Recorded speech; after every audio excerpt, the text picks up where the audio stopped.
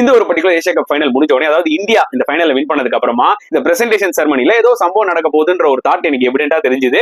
Exactly அந்த மாதிரி தாங்க போச்சு. இந்தியன் பிளேயர்ஸ் ரொம்ப கிளியரா இருந்தாங்க. அதாவது PCB chairman and ACC head Mohsin Naqvi கையால எங்களால டிராஃபி வாங்க முடியாது அப்படின்னு. ஆனா ஒரு பக்கம் மோசின் நக்வி டயாஸ்ல நின்னுட்டு நான் தான் டிராஃபியை கொடுப்பேன் அப்படின்னு அடமண்டா நிக்கிறாரு. சோ ரெண்டு பேருமே வந்து பாத்தீங்கன்னா அடமண்டா நிக்கிறாங்க. 1 மணி நேரம் ஆச்சு, பிரசன்டேஷனே நடக்கவே இல்லை.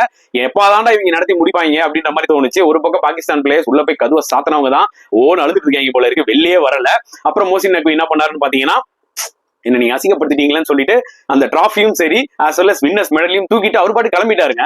சோ அதாவது லிட்டரலி இல்ல, அதாவது இன்னைக்கு வந்து பாத்தீங்கன்னா சோசியல் மீடியால பயங்கரமா அவர் வச்சு கலாசிட்டு இருக்காங்க. ஐயோ மோசின் நக்வி டிராஃபியை திருடிட்டு போயிட்டியா, நல்லா காலம் லைவ் கவரேஜ் இருக்கு, இல்லன்னா நீ பாட்டுக்கு டிராஃபியை தூக்கிட்டு போயிட்டு பாகிஸ்தான் தான் வின் பண்ணிச்சுன்னு பாகிஸ்தான் மக்களை இதையும் நம்ப வச்சிருப்பேன்ற மாதிரி அவர் வச்சு செஞ்சுட்டு இருக்காங்க. மோசின் நக்விக்கு இது தேவைதான், அதுக்குதான் ரொம்ப ஆடக்கூடாது. முன்னாடியே எங்களுக்கு டிராஃபி முக்கியம் இல்ல மச்சி, டோர்னமெண்ட் அடிச்சிட்டோம்.